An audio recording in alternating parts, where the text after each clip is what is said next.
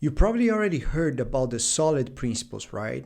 A lot of people talk about them, especially during interviews, but very few knows how to truly explain it. Now let's talk about one of those principles, which is the single responsibility principle. So the single responsibility principle is the first principle from the solid. And something that I hear very often is that people say that if you're not doing only one thing, then you're not following the single responsibility principle, which is not true. Doesn't make sense. If that statement was true, that would mean that any piece of code that has an if and else would be breaking the single responsibility principle, which is obviously not true.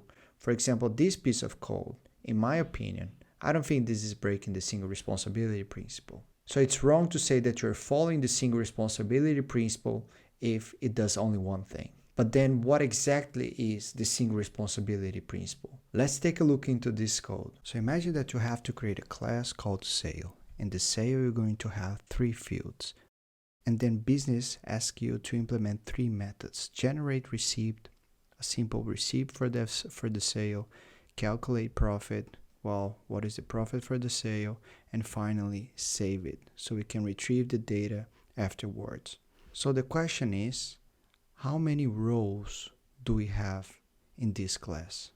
So let's take a look into our code again. What are the roles, or what are the people, especially from business, involved in this class? Or what are the people that can request changes from this class? For example, this method, generate receipt. What are the people that might request a change here?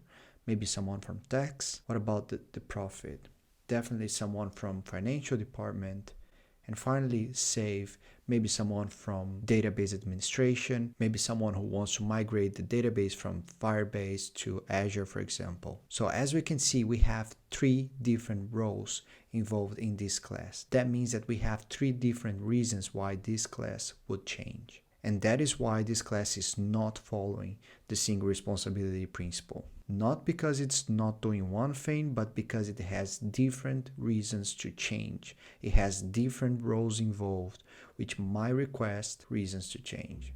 So how can we fix that? Well, there are different ways to fix that. A simplistic way would be separating those 3 methods in different classes. For example, a sale repository, a sale receipt generator, and a sale financials calculator. That would fix the single responsibility problem, but that might cause you other issues. If you're not careful, you might be breaking the dependency inversion principle. And if you want to hear more about the other principles, make sure to follow to not miss the next videos. Thanks for watching, and see you in the next video.